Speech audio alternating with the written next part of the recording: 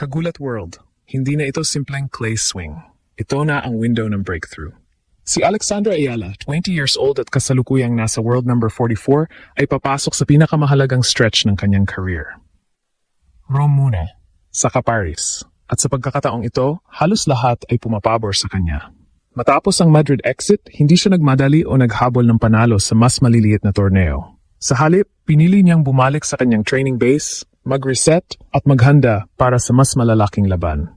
Direktang papasok siya sa Italian Open at kasunod nito ay ang French Open, dalawang pinakamahalagang torneo sa clay season. Ang pinaka-critical na detalye ay ang kaunting puntos na kailangan niyang idepensa na nagbibigay sa kanya ng malaking pagkakataon na umangat sa rankings sa bawat panalo. Sa ganitong sitwasyon, bawat match ay hindi lamang laban, kundi isang hakbang papunta sa posibleng malaking pag-akyat sa world ranking. At habang ang atensyon ay nakatuon sa mga established stars, may isang Pinay na tahimik na naghahanda para sa posibleng pinakamalaking breakthrough ng kanyang career. Ang pinakamapanganib na aspeto sa kasalukuyang estado ni Alex ay hindi lang ang kanyang kakayahan, kundi ang eksaktong timing ng kanyang momentum. Sa tennis, hindi sapat na magaling ka. Kailangang tama ang tiyempo ng iyong peak performance. Sa clay season na ito, malinaw na nakapwesto siya sa isang ideal na sitwasyon. Ang kanyang desisyon na mag-focus sa training sa halip na maghabol ng agarang resulta ay nagpapakita ng maturity at long-term vision. Ang kanyang paghahanda ay nakatuon sa mga pangunahing elemento ng clay game tulad ng footwork, endurance at rally control. Mga aspeto na nagiging susi sa tagumpay sa mabagal at pisikal na surface na ito. Kasabay nito, ang kanyang ranking position ay nagbibigay sa kanya ng malaking kalayaan. Dahil kakaunti lamang ang kanyang dinepensahang puntos, bawat panalo ay may direktang positibong epekto sa kanyang standing na naglalagay sa kanya sa isang bihirang pagkakataon kung saan ang pressure ay minimal, ngunit ang potential gain ay napakalaki. Dagdag pa rito, ang kanyang karanasan mula sa nakaraang French Open ay nagbibigay sa kanya ng mas malinaw na pag-unawa sa intensity ng Grand Slam environment. Hindi na siya papasok bilang baguhan, kundi bilang isang mas handa at mas kumpiyansang manlalaro. Ang kombinasyon ng tamang paghahanda, favorable ranking situation, at lumalalim na karanasan ay bumubuo ng isang profile na maaring magdulot ng sorpresa sa torneo. Sa clay courts kung saan mahalaga ang disiplina at tiyaga, ang ganitong klaseng player ay may kakayahang magtagumpay laban sa mas mataas na ranggo.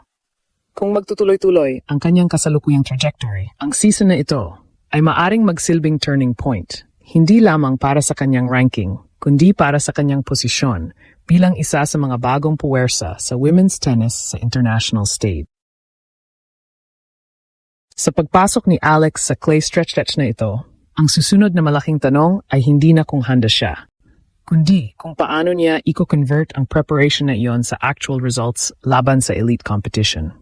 Dahil sa Italian Open, hindi sapat ang pagiging consistent.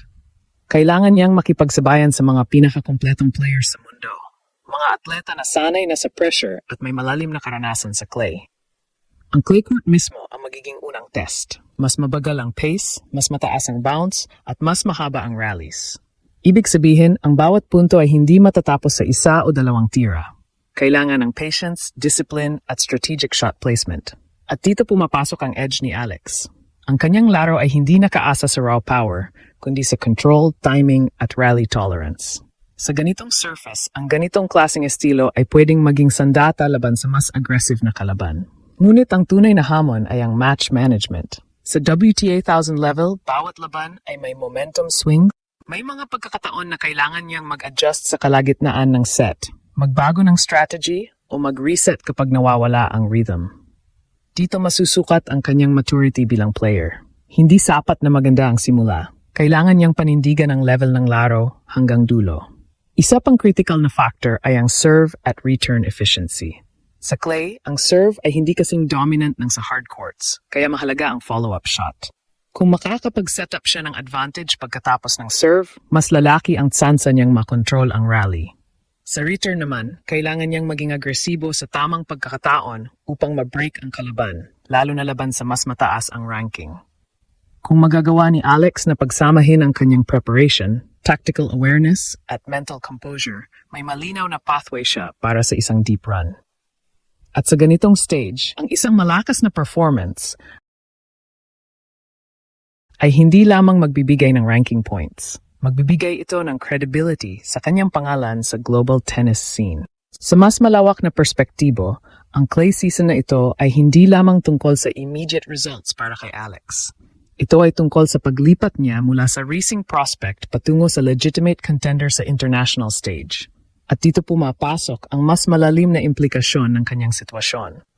Sa French Open, ang pinakamahalagang elemento ay hindi lamang skill, kundi ang kakayahang mag-handle ng pressure sa loob ng 2 linggong kompetisyon. Ang consistency sa Grand Slam ay ibang level kumpara sa regular tournaments. Kailangan ng physical endurance, mental resilience at strategic adaptability sa iba't ibang uri ng kalaban. Ang pinakamalaking opportunity para kay Alex ngayon ay ang kanyang freedom from expectation. Hindi siya papasok bilang top seed. Hindi siya ang inaasahang manalo. At sa ganitong sitwasyon, mas nagiging mapanganib ang isang player. Dahil kaya niya maglaro ng walang takot, walang pressure, at may buong focus sa execution. Ito ang klase ng mindset na kadalasang nagre-resulta sa upset victories at breakthrough performances. Ngunit kasabay nito ay ang responsibilidad na i-maintain ang consistency. Sa sandaling makakuha siya ng isang malaking panalo, magbabago ang dynamics. Tataas ang expectations at mas magiging handa ang mga susunod niyang kalaban. Dito masusubok kung kaya niyang mag-adjust hindi lamang sa laro, kundi sa narrative na bumabalot sa kanya. Ang isa pang mahalagang aspeto ay ang kanyang long-term trajectory. Sa edad na 20, ang kanyang kasalukuyang posisyon ay nagbibigay ng sapat na oras para mag-develop pa, ngunit sapat na rin ang kanyang exposure para magsimulang mag-deliver ng major results. Ang clay season na ito ay maaaring magsilbing foundation para sa kanyang performance sa iba pang Grand Slams at sa buong season. Sa huli, ang kasalukuyang clay stretch ni Alex ay hindi lang simpleng bahagi ng season. Ito ay malinaw na turning point sa kanyang career. Sa pagitan ng Italian Open at French Open, nakasalalay ang pagkakataon na iangat ang kanyang pangalan mula sa rising talent patungo sa tunay na contender sa global stage. Ang kombinasyon ng kanyang preparation, favorable ranking situation, at lumalalim na experience ay nagbibigay sa kanya ng isang bihirang pagkakataon na mag-breakthrough. Ngunit sa dulo, ang magdedesisyon ay ang kanyang execution sa loob ng court. Kung maipakita niya ang consistency, composure, at tactical discipline laban sa pinakamahuhusay, may posibilidad na ang clay season na ito ang maging simula ng mas malaking pag-angat. At kung mangyari iyon, hindi lang ito magiging personal na tagumpay. Ito ay magiging isang makasaysayang hakbang para sa Philippine tennis, kung saan ang isang Pinay ay tuluyang makikilala bilang puwersa sa pinakamataas na antas ng laro.